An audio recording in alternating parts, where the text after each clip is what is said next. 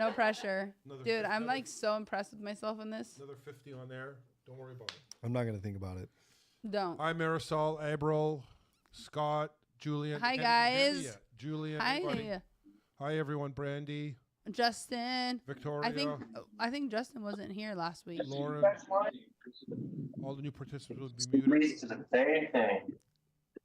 It leads to the same just destruction. Rebecca, Oh, someone is. Marisol, Larissa. Someone- Julian. Click over everybody so we can see. Victoria, Laura, Brooke. If it don't work, Oh, someone needs to be. Sounds like Chad right there talking to his family.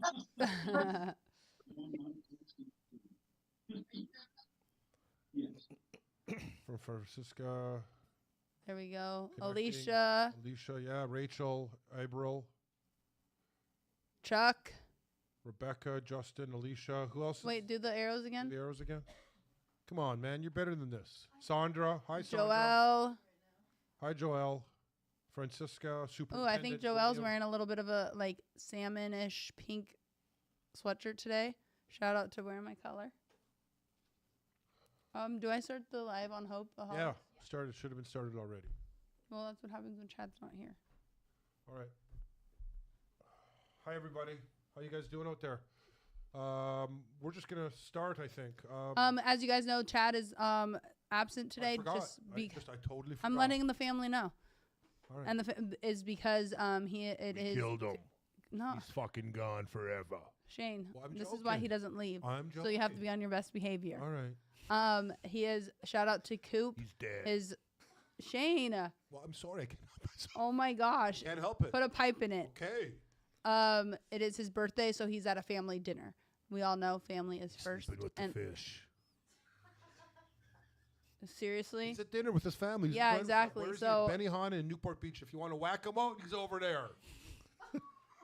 oh my gosh, he is out. Shane needs to be quiet.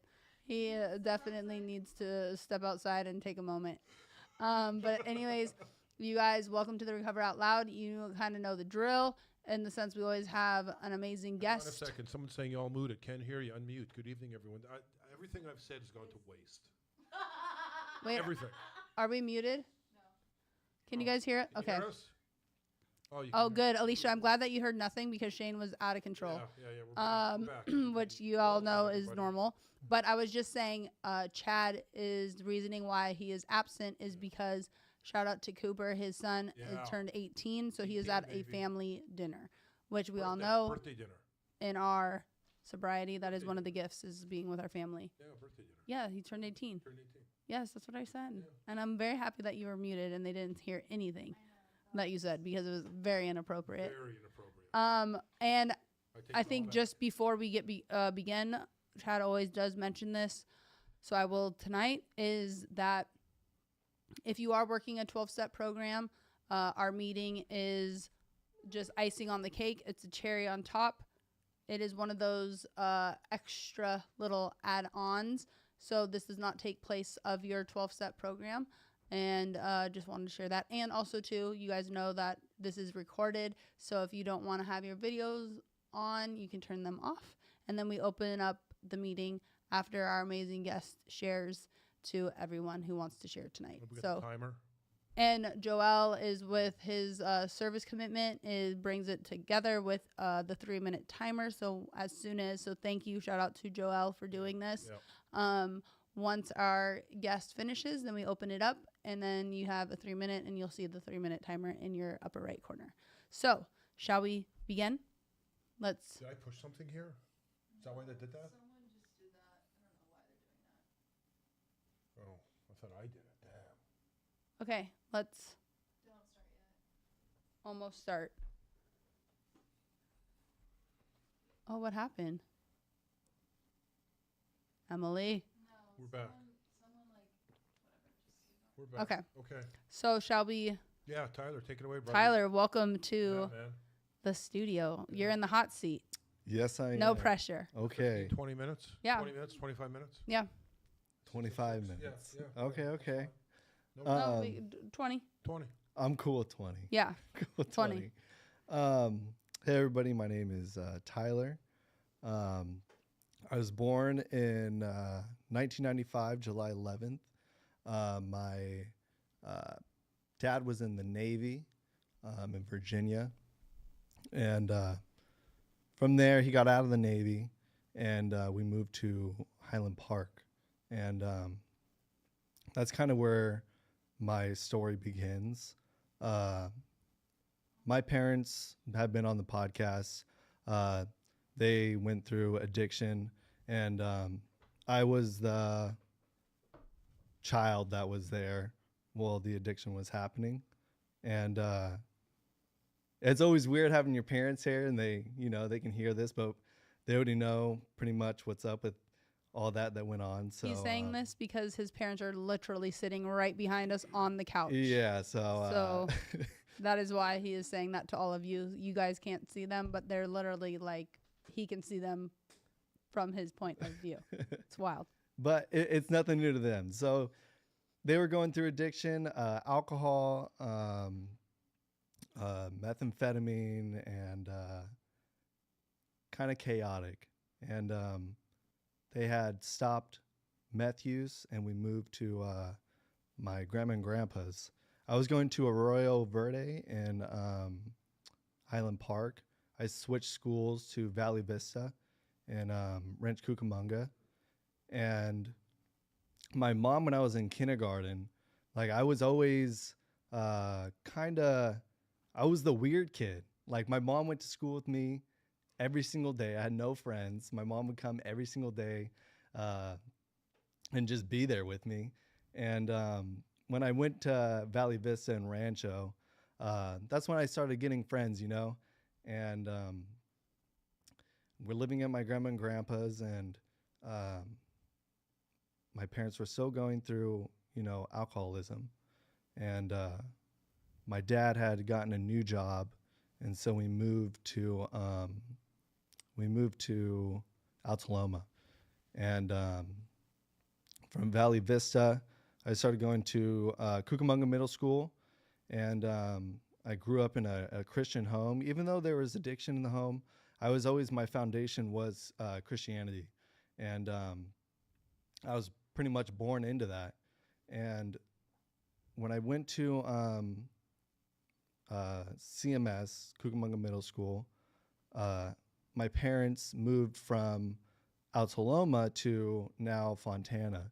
So I switched schools again, and I went to Summit Intermediate.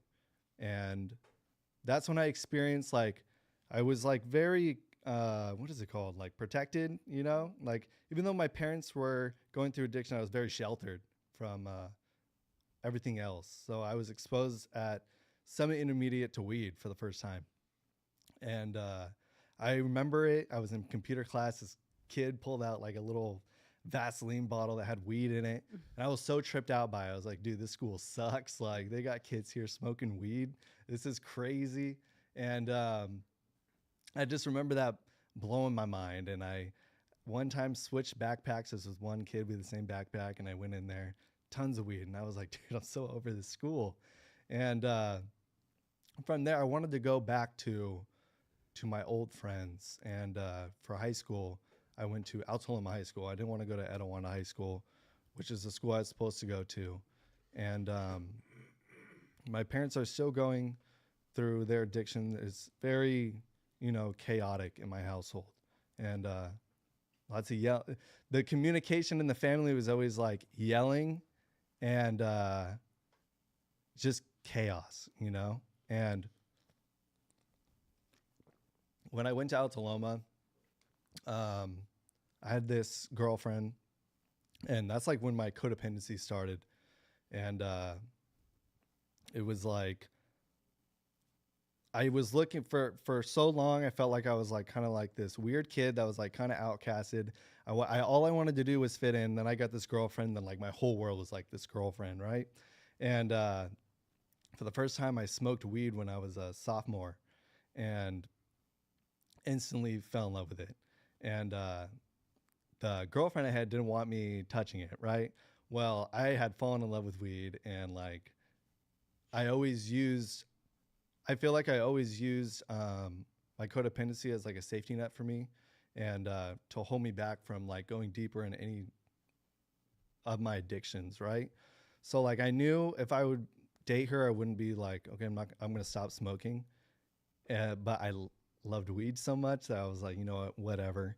And one time I had smoked in her car and like tried to pretend like I didn't. She smelt it and I was like, no, dude, someone must have broken in your car and smoked in there and took off. And obviously she didn't believe me. It didn't work out. So then I just went down this road of smoking weed. It got so bad that, and it's just weed, right? But it was like I was like smoking crack. Like I was so addicted to weed that I went to my mom's jewelry box and I thought that this ring I found, right? I'm like, this is it's at the bottom of this box. She's not going to know that it's even gone. And so I had taken it and I got like an 8 for it. It was like, I got like no weed for it. And I remember my mom coming up to me and she instantly, it was like happened so fast. Like, where's my ring? She knew it was me. And I told her, so then I had to go get her ring back. But that's the extent of just weed that it took me. I was like stealing already. My dad would be passed out on the couch and I'm army crawling across the floor to open up the back door to sneak out so I can smoke all night. And it was this constant just wanting to fit in the crowd I wanted to be in. And I just wanted to fit in so bad. And I was very uncomfortable with myself and who I was. I thought the true person I was, people would not be attracted to that. And it was like I was becoming a chameleon. Like whatever I saw that was like cool or like I wanted to do so I could fit in. And when I had graduated, I started working at a cheesecake factory. And those of you that are familiar with restaurant work, it is like you're gonna drink, you're gonna get into cocaine. It's just like everybody that parties works at a restaurant, and that's when I was introduced to like a certain crowd, right?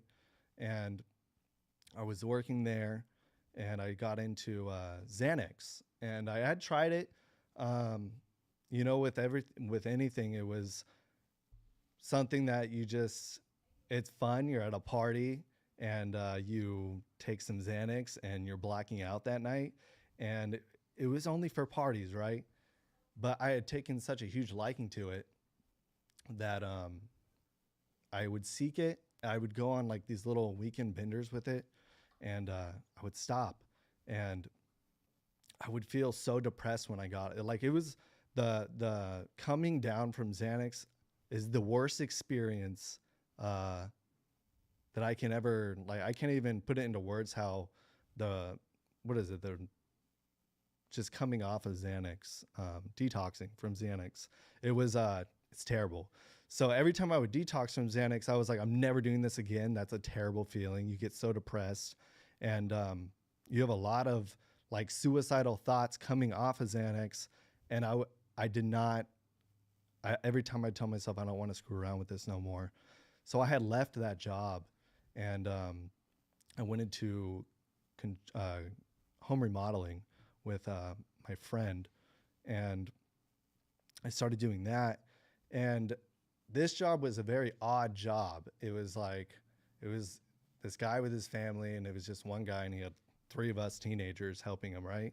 And he had these kids and like he would have me watch them sometimes when like there was no babysitter. And I'm a stranger, right? And I'm like, I'd be at his house with just his kids and I'm like, dude, I can just get loaded and like just be here and watch kids. And I started doing that and it was getting worse. And soon my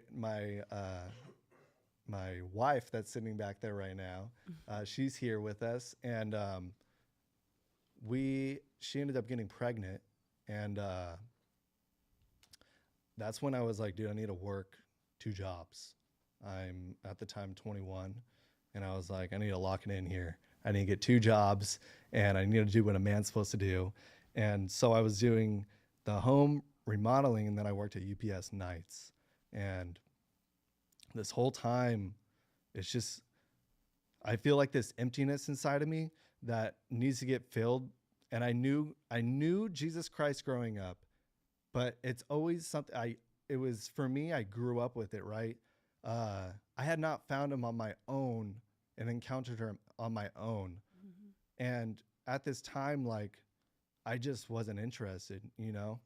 Every time I went to church, I felt like, dude, so condemned. Like, he's talking right to me.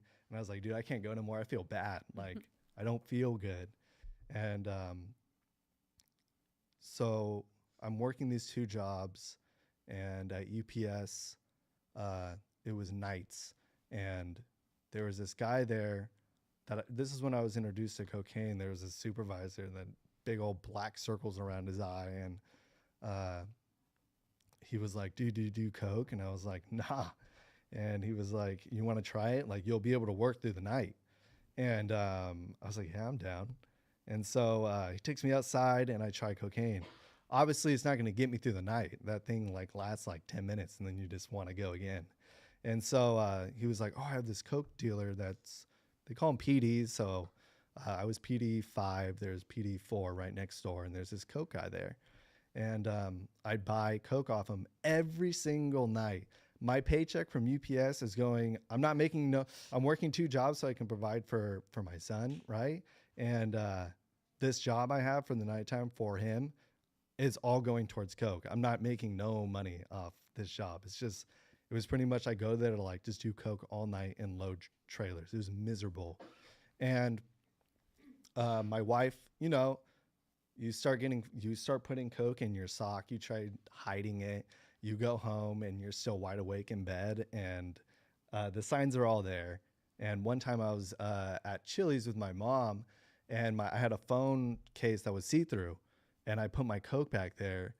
And we're sitting there, and Mom was like, Tyler, we're like, what is that? And I look and I just start laughing. Like, at this point, I got so used to it. I was like, this is what I do, you know? Like, I don't know. I'm 21, living in your home, and this is just my selfish mentality speaking. Like, this is what I do. I'm grown, you know?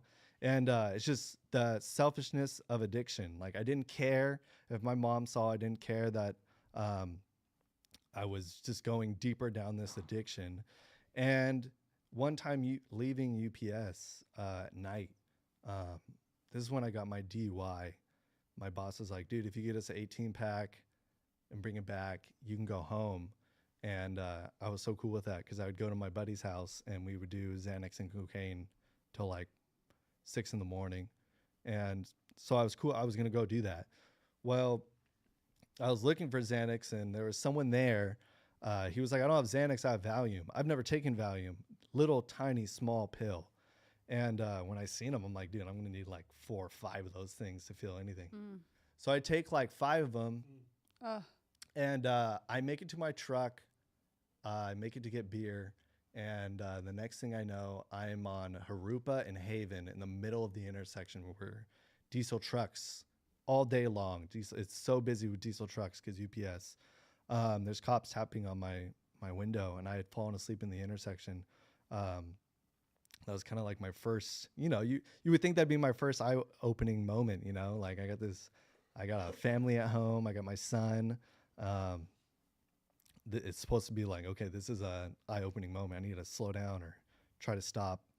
And I end up going to jail for the night, and I wake up. I get out, and I guess at this point you can say I'm actually coherent and awake.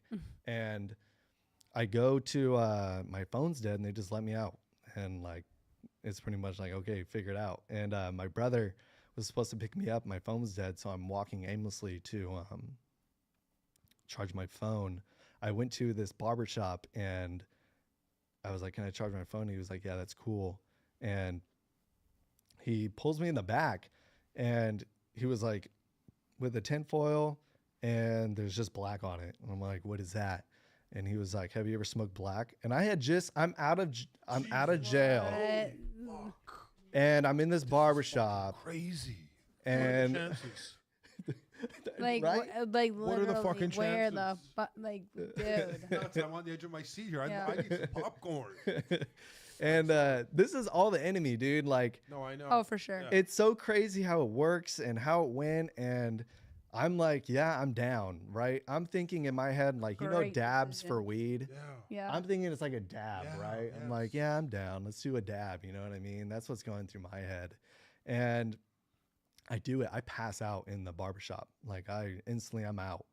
And my brother had been calling me.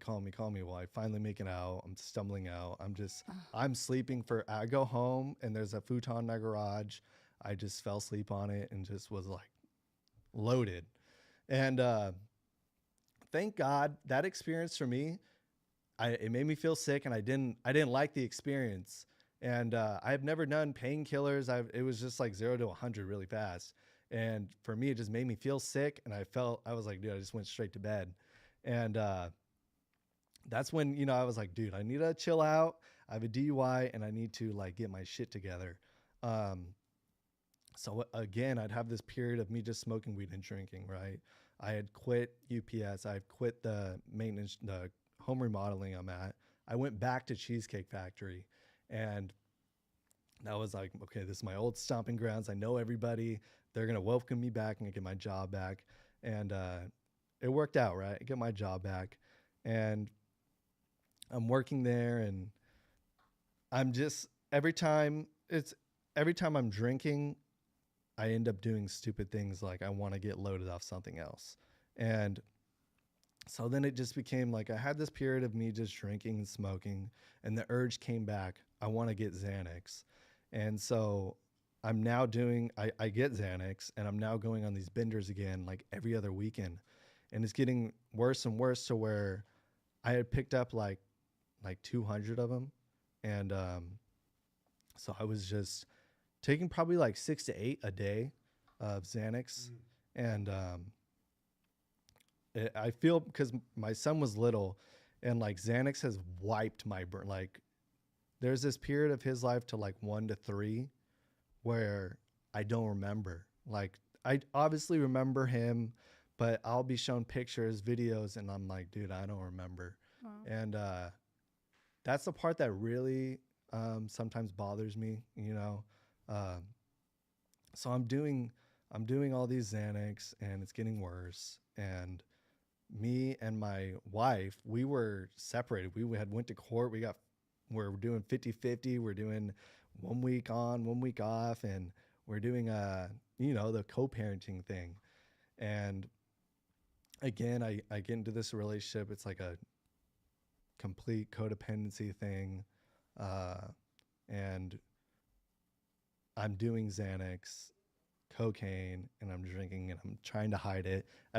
My parents had gotten sober at this time. So now it's no longer like my house is not chaotic and I can just fly under the radar, and I'm just another person, you know, that's lit, and like we're just all underneath the same roof. We're getting lit. Nobody notices.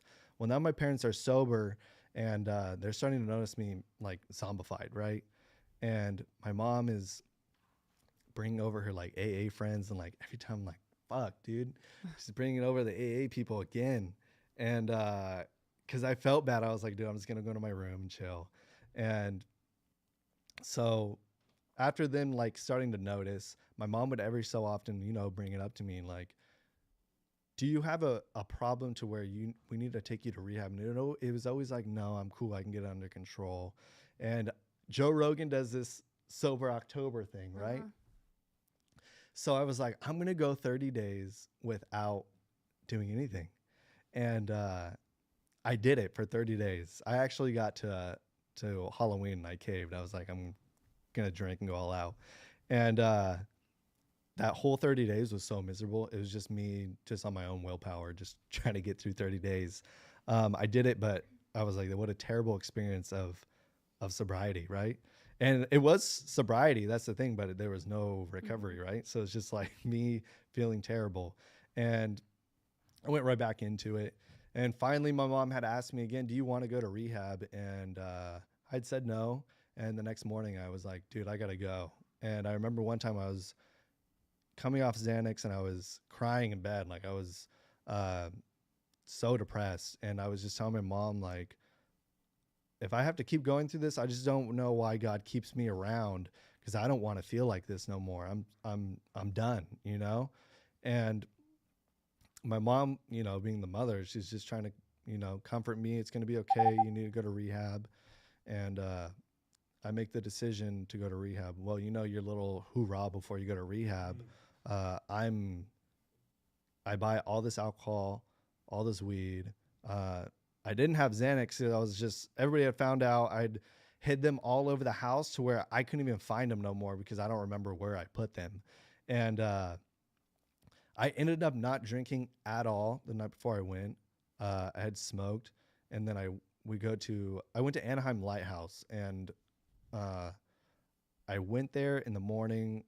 We drove there. I got dropped off, and I just was like, I'm young. And when I was going through my addiction, I felt like I was Superman, and I'm young. Like, nothing bad's going to happen to me. This potentially cannot kill me, right?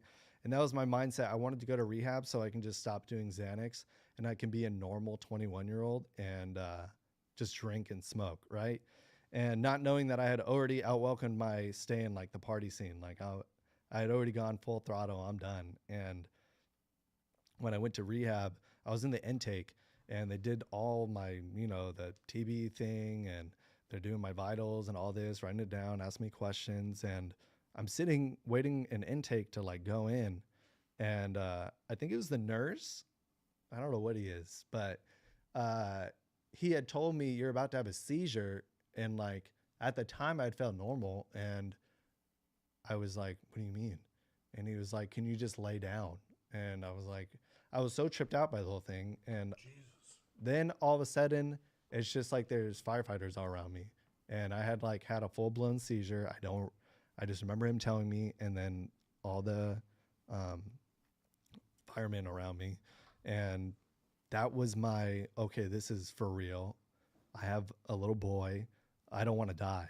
And that was really what kickstarted my rehab to take it seriously.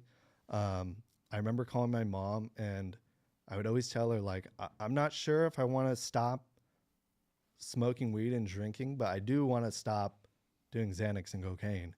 And she was like, you know what? Don't worry about that. Just go and listen and just do what you got to do. Don't worry about that. And I took her advice. And that's my biggest thing in my recovery is taking advice. And instead of, putting the con in your ear, your mouth, and just listening to what everybody has to say. And that's what I pretty much did in rehab. There's a lot of older people in there, and there was just like their 4th or 6th try, right? And I remember hearing their stories, and I didn't want that to be me. It just kind of fueled me. I don't want to do that.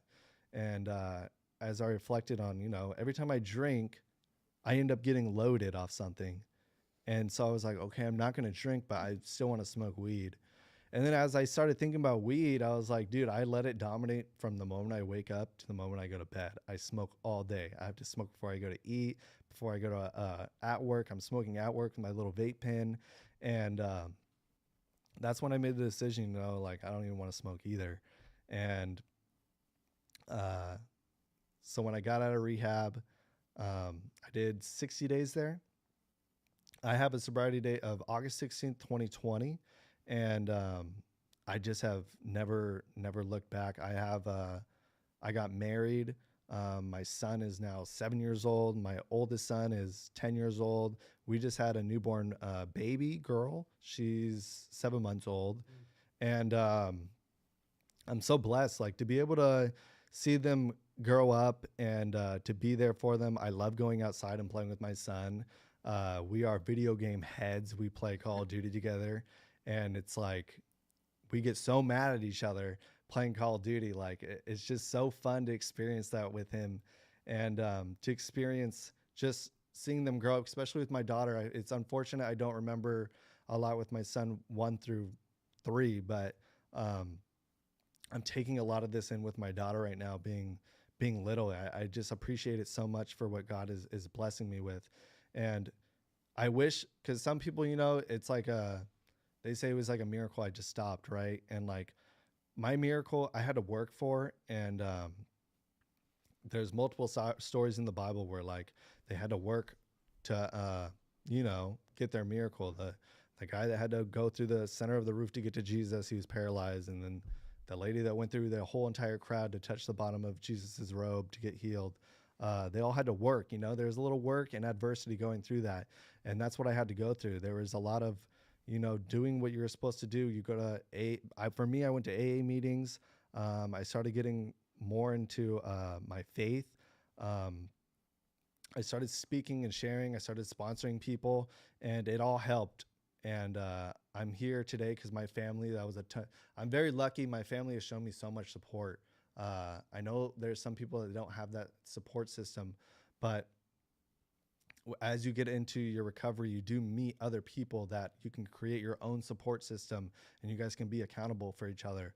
And just for me, it was just my family, and they had already been through it. They knew as soon as I got out of rehab what I had to do, and didn't force me or anything. It was just suggestions, and I knew that I had to take those suggestions and for me to have a better life. And that's my story.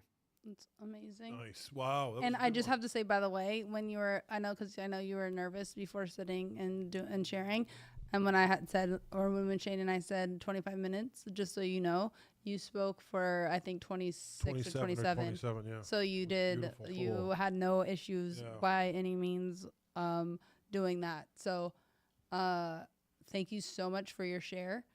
It was amazing. Yeah. And,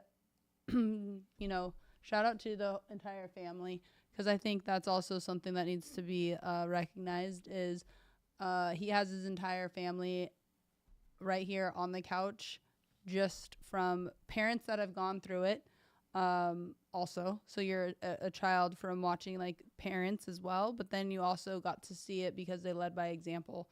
And you are fortunate in the sense of having that support system.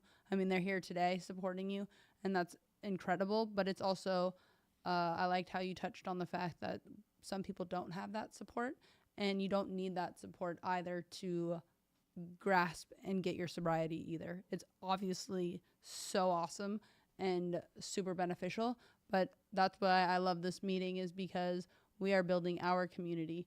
We are building that hope for each other, to show up for one another, to share our experience, strength, and hope, so that we can continue to grasp our sobriety and continue like a day at a time. Thank you so much for your share. Shall we open it up? 100%. 100%. Let's open up. Who wants to talk to Tyler, or who wants to share a little bit about their pain or their glory this week? Anyone?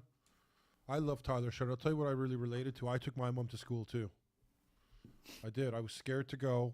I took my mom. She sat in the back of the class, and when I would turn around and she was gone, boom, I was fucking out of there. And they'd call home, and they'd watch me running across the street, because we just lived across the parking lot, across the field at the school there.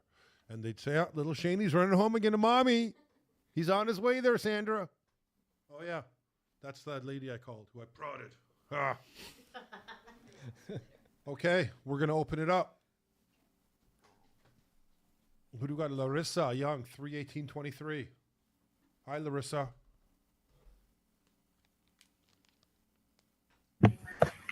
I just realized my name says number A. That meant to say 3A, but hi, I'm Larissa. I'm an alcoholic. Hi. Tyler, thank you so much for being here tonight. As you were sharing, I related so much to your story. And, my mom was a special education teacher at the school that was right next door to my elementary school. And I always went to the nurse to get to my mother. So I relate, to that wholeheartedly. But you did share something that was a little bit like when you first tried black, when you were a store. I can't remember what store you said, but I have a similar situation of getting out of jail. I was in Parker, Arizona, and the friend who I went to Parker with had the keys to my car, which also had my cell phone in it. But on my person, I had a half ounce of meth. I had basically every drug under the sun, my paraphernalia, and I was an IV user. So I accidentally dropped a shit pipe on the floor of a casino. And after I got out of jail, my best option was to walk to a liquor store and ask to use the clerk's phone. And thankfully she let me, use her phone, but I proceeded to sit there for 2.5, 3 hours waiting for my buddy to come back and pick me up at this gas station. And getting a hold of him was a whole nother story because I didn't have my phone. But while I was sitting there, somebody did come up to me and offer me drugs. I ended up smoking a joint with some guy just literally in the gas station parking lot. And I didn't do any of his other drugs because I was afraid of getting like literally drugged. But I did smoke a joint with him and drink a beer. And you just like, I love these meetings and like listening to these stories because we all go through things that are so similar yet so different. But at the end of the day, like we're sitting here today with a sole purpose of change your lives for the better for our kids. My daughter's 5. I get it, and I just, I pray for you and I pray for me that we never have to be the people that we used to be and we just keep moving forward. So thanks again for sharing. I absolutely loved it, and thanks. Awesome. Yeah, thank you. I love that. I think it's really crazy in the sense of like us all together and hearing our stories. Like it is really bananas. We all can make a movie. The shit that we put ourselves through, like the situations that we have like taken ourselves is bananas. Yeah, it's bananas. Like and like that's where I am so thankful that we have this meeting. And I work a 12-step program, and because I need that constant reminder of where my disease takes me. My disease takes me into making really bad decisions and putting myself in really bad places that I should not be in, Yeah. And it's this constant reminder. Listening to Tyler share tonight is a nice constant reminder of like, oh yeah, me too. Yeah, don't Me laugh. too. Like, no. I was joking. Shane. God, I was just, come on, let me have a little fun. Okay, you can have some fun. Thanks. Joelle. Hey, Joelle. Joelle. Hey everybody, I'm Hey. Joel. Hey, I'm a buddy. grateful alcoholic and addict. You mentioned a movie. I can only imagine it would be like every Quentin Tarantino movie mashed up together. If it was our stories, because we are some wild motherfuckers. Yeah, we I'm are. just saying. For sure. So one thing I heard somebody mention the support, and my mom at first wasn't really behind all this because she thought he's an adult, he can take care of himself. I'm almost 47 years old. I was 45 when I came into the rooms or into treatment. And she's like, he's a grown man, he can take care of himself. And she has since gotten way on board with my recovery after, she's heard some of my stories. I was so blessed that she flew from Colorado to Florida, where I decided to move to. She came down and presented me with my 1-year coin. Wow. And that was super fucking special because, not only was it my mom celebrating my recovery with me, it was also special because she got to hear some of the stuff, like I said, Mom, this is going to be pretty raw. Like, you're going to hear some of the shit I did at 16, meth being one of those things, and she thought I just drank alcohol. Surprise. I'm a coke dealer. I'm a mushroom dealer. I'm a pot dealer. I'm a Xanax dealer. You name it. I get it for you. But the support that I actually have here in this room tonight, we were turned on to the Hopeaholics, whether it was Rachel that got us in here or another member of our 3A group. But there's a lot of us 3A'ers in here tonight. And a lot of these folks I'm either friends with on Facebook, have their phone numbers. So, outside of like a brick and mortar or, the other meetings that I go to, like I have a lot of support in these rooms and in other rooms, and Zoom is super fantastic for me because I can hop in one Zoom room and out of it and into another. I mean, there's another one coming up in 20 minutes that I can hop into. I was just watching y'all's podcast before the meeting started. I was a little bummed that I had to click out of the podcast to hop in here, but no, it's really cool, and I've started really following y'all more.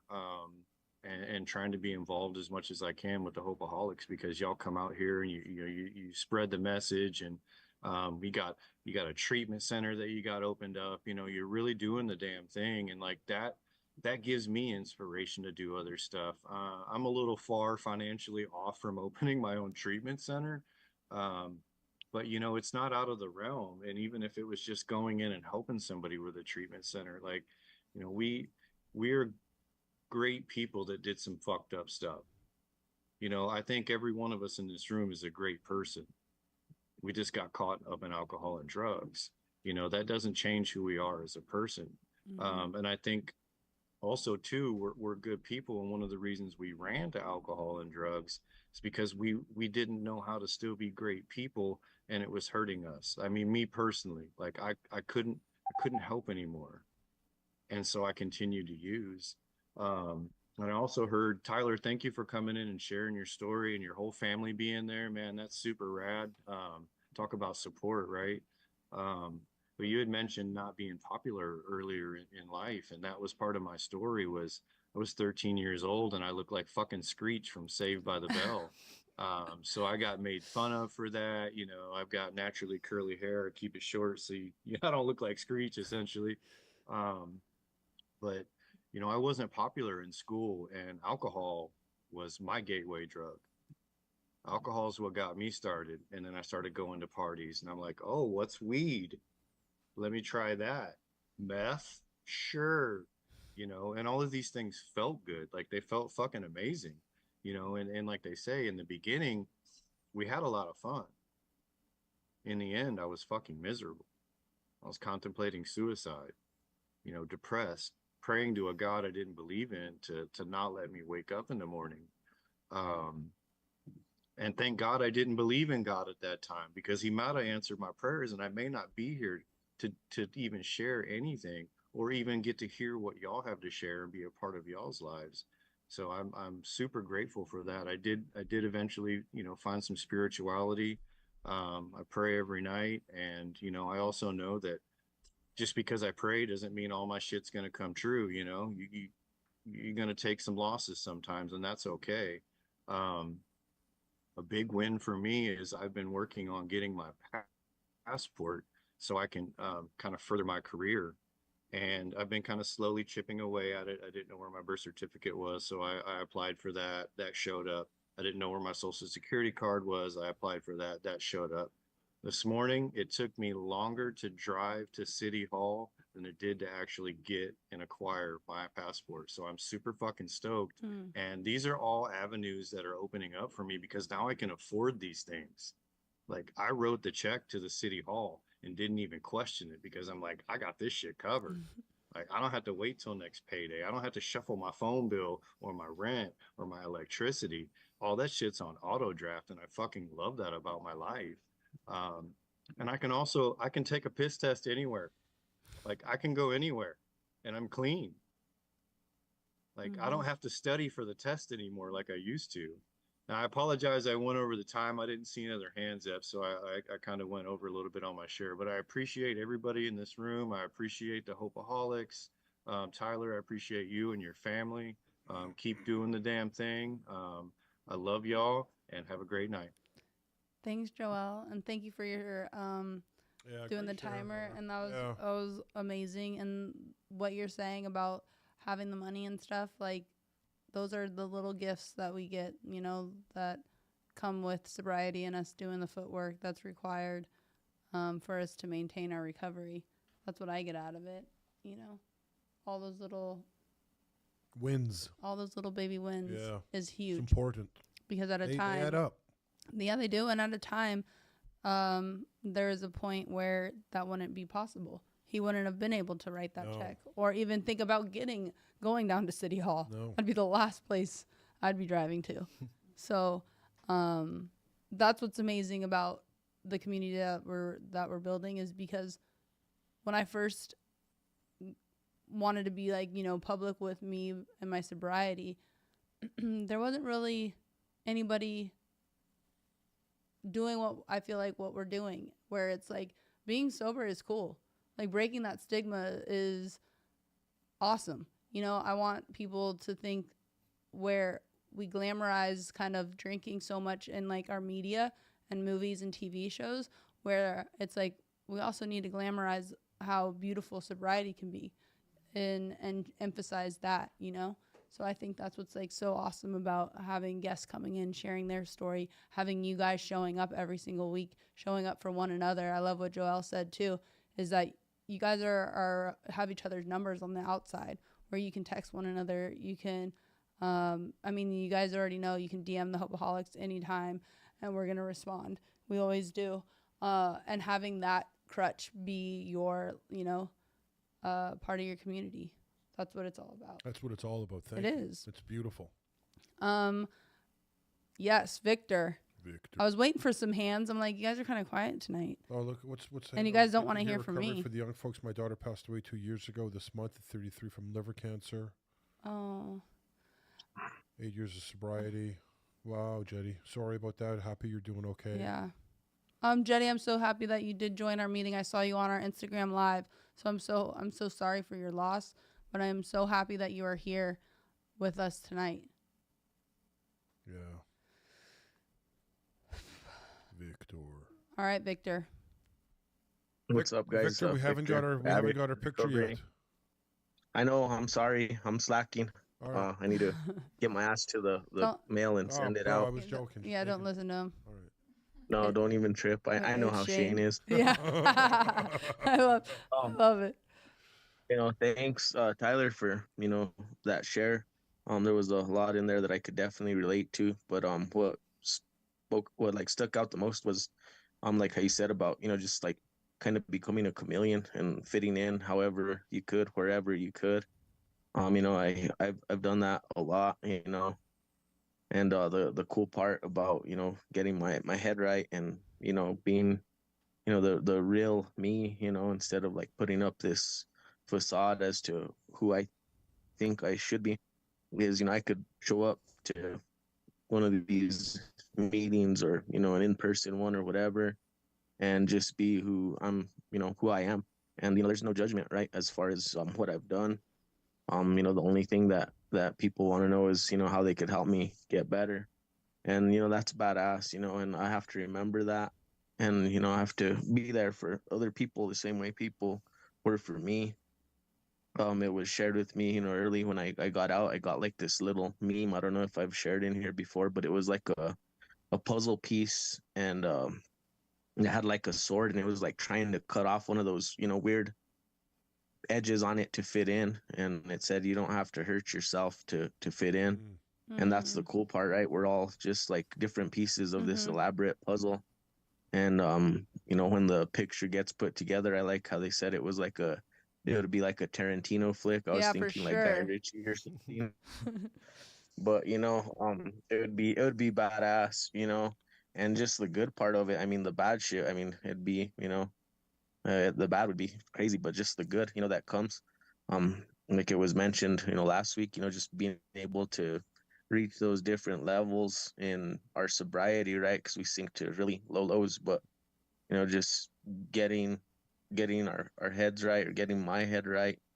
You know, I'm achieving stuff that I was struggling to achieve, you know, last year. In my work, you know, I just like had like this stellar performance, got some goals signed off, and, you know, this year I'll be working on some other goals. But at the same time, you know, I let my supervisor know that even though I had my own goals, I still wanted to help the guys that were underneath me to bring them up and get them to my level, you know. So, you know, I could see like the change, you know, because before it was always about me, what are you going to do for me? And, you know, I'll only do this for you if you do something for me. And now it's like I'm willing to help out somebody, whether they can help me out or not. Because, you know, at the end of the day, whether it's in here or, you know, in my line of work, I'm helping to train my replacement, or, you know, somebody to be there when I'm not there to, you know, step in and fill the gap. So I guess with that, I'll end my share and share the time. Thank you guys for everything. Thanks, Victor. Awesome. Thank you so much, Victor. Chuck. Chuck Zamzow. Since Chad's not here, I'm going to do Zamzow like he does. No? A little deeper than that. Well, I'm sorry. I'm just getting my voice back. Come on, man. You guys remember last week I had lost my voice. I'd been traveling quite a bit. Your girl is back, so now the boys are upset because, you know, your girl likes to talk. Happy to have you back. You kidding me? Shoot. Chuck, you're up. All right, guys. Hey, everybody. I'm an alcoholic. My name's Chuck. Grateful I woke up today instead of coming to. And I heard they take the cotton out of your ears and stick it in your mouth. I heard that phrase said tonight, and I thought about some old guys that said that to me when I first walked in the doors again. And I remember my buddy Mike H used to say, just sit back, shut up, and smile every time I get in there. And I say that to myself a lot, usually when I want to say something stupid. So I got to be careful what I say. And the other thing I picked out was the support from the family. My father's a recovering alcoholic, and our relationships developed over the last 15 years of my recovery. And it's it's a week by week. We call each other every week, not like we used to before. It was like I was so distant from my family before when I was out running and gunning and didn't care about anything else, just myself, what's in it for me. And it's a lot different today. It's a lot different than, it's evolved, and it's a lot different. And I really appreciate and I'm grateful for those times that I have right now, because there's going to come a time I'm not going to be able to have those times with them. So I have to realize that. And, every week that we call and talk to each other, usually, it's always conversation. Hey, how's your program going? How you doing? How's life treating you? How's life treating you? The same way back. And the support system is very vital. It's something I take to heart. And I'm grateful for that. And grateful for your share. And that's all I got. Thanks, Chuck. April. Hi.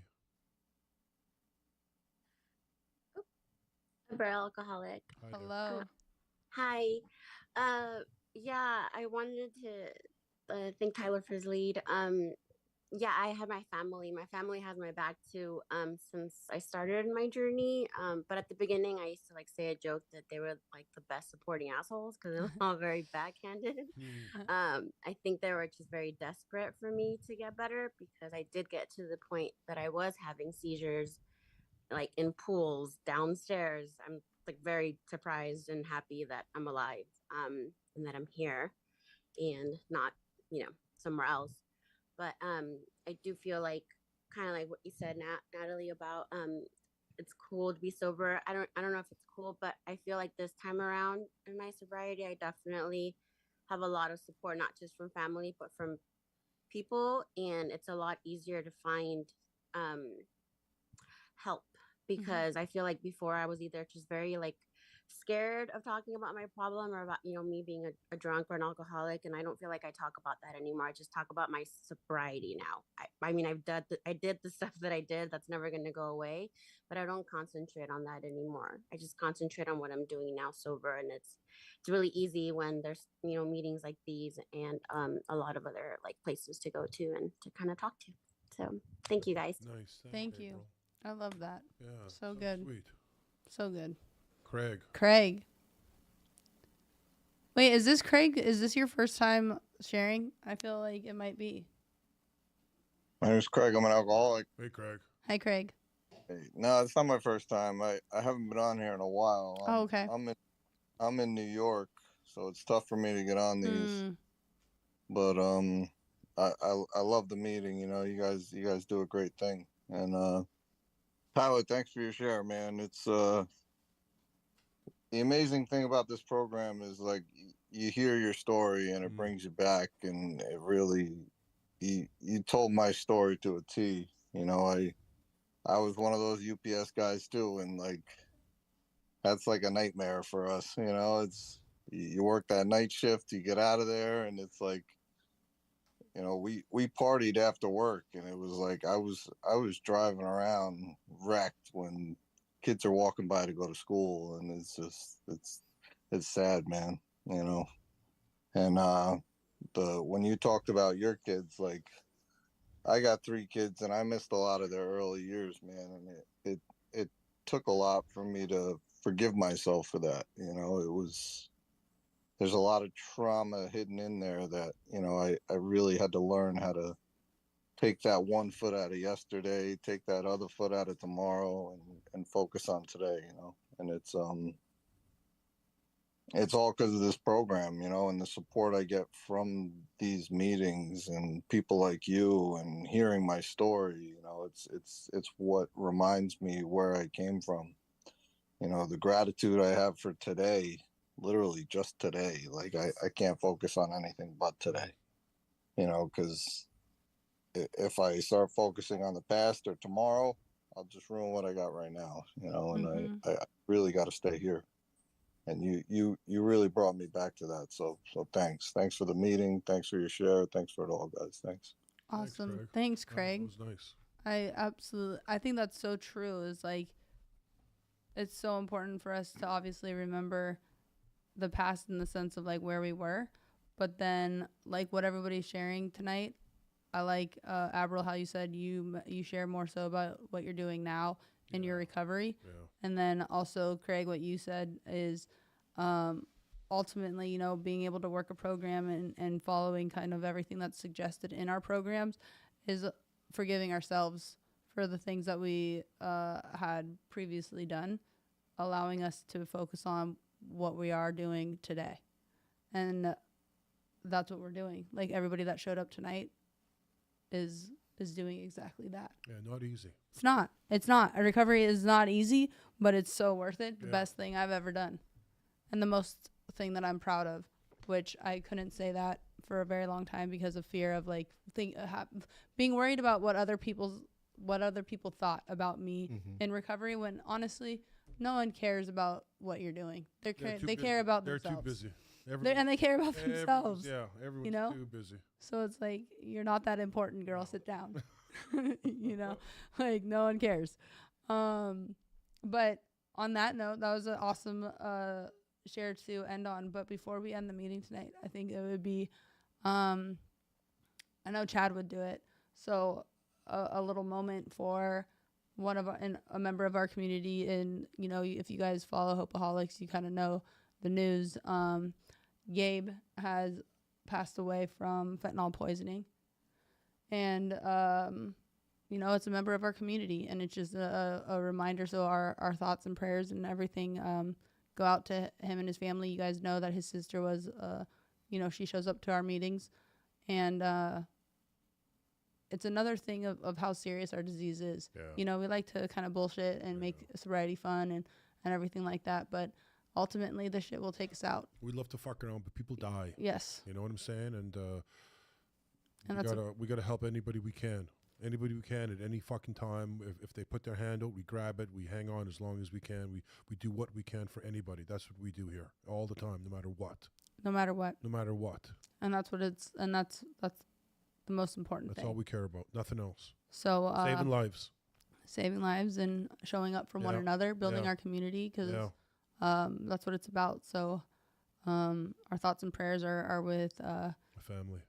The family, and sad. It is. It's really sad. But on that note, amazing lead tonight. Thank you so much. Thank you to your entire family. They've show up and show out. All together. They were kind of quiet tonight. They were quiet. You know what I mean? I mean, not throw them any food or anything. You know. Shit. And thank you guys to all of you for showing up every single week. We absolutely love you. Yeah. And appreciate your guys' is like raising your hand, sharing, and just being so sweet and loving in the comments. And you know, it means a lot to us. And I love seeing it. I think it's beautiful. Yeah. It's so should we, what does Chad do? Do we dance first? We dance first. Do we dance? Yeah, we do the same thing. We gotta. Yeah, we do. Guys, we gotta dance because this shit is dope. Everyone's already dancing. Look at you got two people swinging their hips. Everyone's already ready. All right, let's go. Play it. Come on.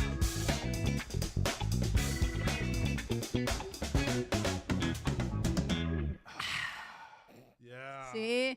It's always fun. What's up? It's always fun. All right, guys, let's take us out. God, grant me the serenity to accept the things I cannot change, the courage to change the things I can, and the wisdom to know the difference. Amen. See you guys next week. See you guys next week. Love y'all. Bye. Love you. Great job, buddy. Thank you.